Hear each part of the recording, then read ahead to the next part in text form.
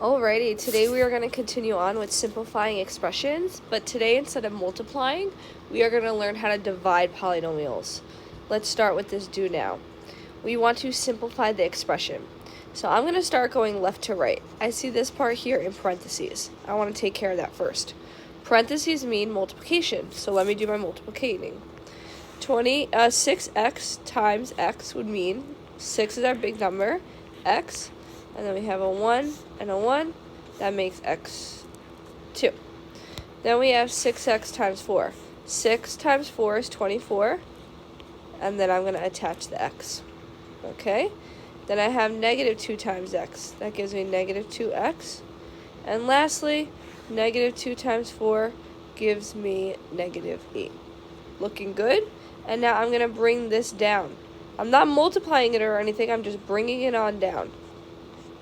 And now I have a bunch of different terms, but I need to simplify this expression by combining like terms. This is an x squared, and this is an x squared. It doesn't matter that it's a fraction, so let's do it in the calculator. 6 minus 1/2.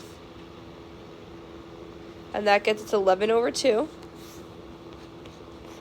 And we leave it as x squared.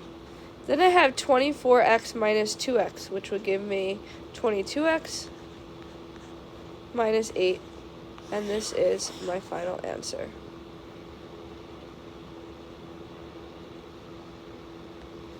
All done. Alright, let's get into dividing. First, I just want you guys to take a minute to think to yourself, what are the rules of the quotient rule, and how do you know when to use the quotient rule? Alright, so if you remember anything about quotient rule, it says that you divide the coefficients. Whatever the big numbers are, you divide those. Then you're technically dividing the variables.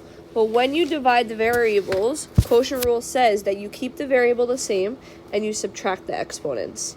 So let's do it.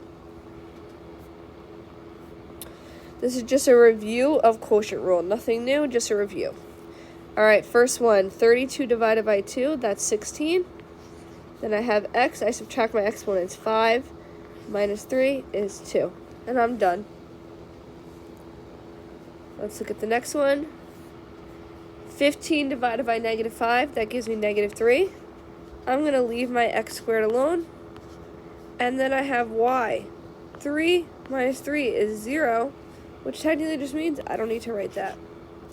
And this would be my final answer. Alrighty, let's look at the next one. Negative 27 divided by 9 gives me negative 3. Then I have an x and an x. Well, they both have the same exponent. They both have that imaginary 1. So this is not really going to change my answer. So I can just get rid of it. Then I have my lone y. My y is by itself, so I'm just going to write y. And then z divided by z, z with the 1, z with the 1, that would give me z to the 0, which I think to the 0 power is 1. If I multiply 1 by negative 3, it's going to stay the same. So this is not my answer. I could just get rid of that. And now this is my answer. That's my final answer. And let's look at the next problem. 120 divided by 40. That gets me 3. And I'll have A, 3 minus 2 is 1. Then B, 1 minus negative 3, 1 minus, not negative 3, just 1 minus 3, gives me negative 2. And then C, 7 minus 10, 7 minus 10, gives me negative 3. Now, I'm not allowed to have negative numbers, so these are positive exponents. 3 has the positive 1, A has the positive 1, so I'm going to leave them on top. 3A. These both have negative exponents, so I bring them to the bottom, but when I do that, I change it to positive exponents. And this right here would be my final answer. Good job.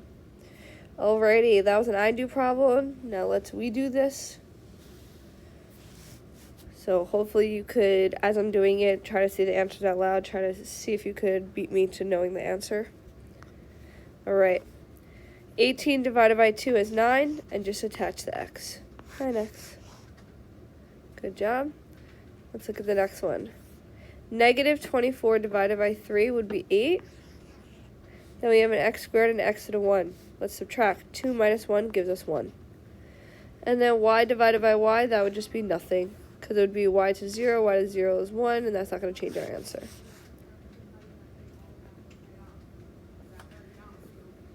Alright, this 35 divided by negative 5 is negative 7, x. 5 minus 3 is 2. And then z squared divided by z squared, 2 minus 2 is 0, so we could just get rid of it. Good, and now let's look at this one. 12 divided by 12 is 1. X to the 5th divided by x to the 5th, we're just going to get rid of those. And then y, 4 minus 2 is 2. On the Regents, you'll probably see if this was a multiple choice question, they would just write the answer as y squared. They wouldn't write the 1. Alright, now this is where I need you to pause the video and really try these on your own. See if you can figure these out.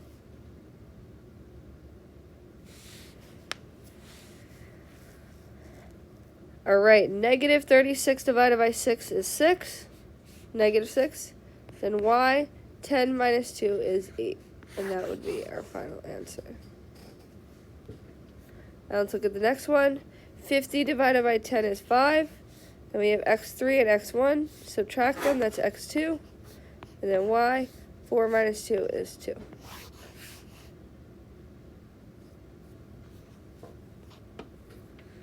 Great job. So now let's get into what we are learning today. How are we going to divide a polynomial? That means there's many terms by a monomial, just one term. We're going to divide each term of the polynomial by the monomial. Remember, to do this, we divide the coefficients and we subtract the exponents. Then, remember, if you're ever dividing numbers, they never fully cancel out a term. You would be left with 1. So like if you had 2x squared divided by 2x squared, that answer is not 0. Because 2 divided by 2 is not 0, it's 1. So you would leave a 1 there. And then make sure you're writing the appropriate sign in between the terms, like if it's plus or minus. Alright, let's get this I do problem. It might be easier to separate this so each one has a 9 on the bottom, and as you get good, you might be able to forget about that step, but let's look at it. 18 divided by 9 is 2, and the r just comes along, minus 27 divided by 9 is 3, and the s just comes along.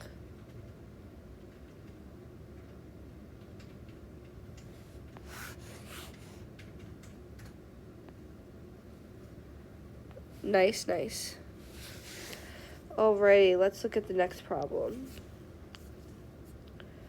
12, we can write this separately if that helps you. You do not have to do this step. This is if this helps you visualize it better step. Alright, 12 divided by 2 is 6, then we put a. 5 minus 2 is 3. Plus 4 divided by 2 is 2, then a. 3 minus 2 is 1. These are not like terms since they're different exponents. This is in standard form because the biggest exponent is the smallest, so we are done.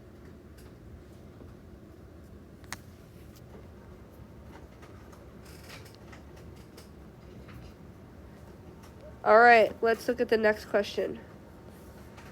Alright, you could separate it if you want, or you don't have to. So, I'm not going to separate it no more. I'm just going to go like this. I'm just going to remind myself. I'm doing 12a divided by negative 2. 12 divided by negative 2 is negative 6 attached to a. Then I'm doing negative 6 divided by negative 2. Negative 6 divided by negative 2 is positive 3, and the b comes along. And we are done.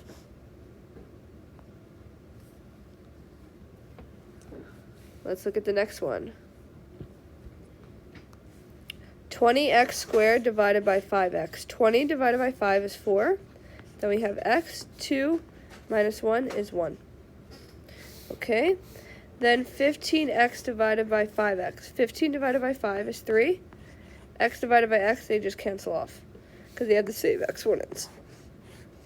And then 10x to the third divided by 5x. 10 divided by 5 is 2. X to the third.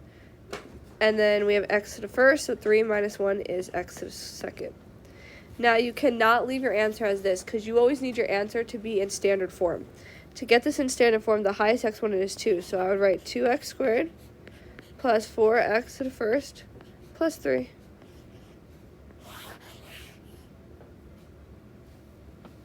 And that would be that final answer.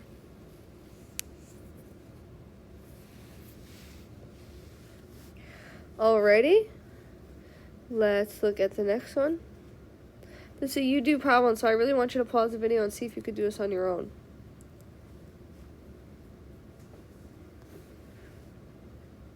Alrighty, let's see this. 8 divided by 4. 8 divided by 2 is 4. 8 squared divided by 8 squared is just going to become nothing because they have the same exponents, they're going to cancel out. Now, negative 6 divided by 2 is negative 3. A4 divided by A2, you're subtracting 4 minus 2 gives you A2. We need to leave our answer in standard form, so the first thing is the negative 3A squared, and then plus 4. And let's look at this next one. 16t to the 5th divided by 4t squared. 16 divided by 4 is 4t. 5 minus 2 is 3. Then negative 8 divided by 4 is negative 2. T, 4 minus 2 is 2. And hey, this is in standard form. The exponents are in decreasing order.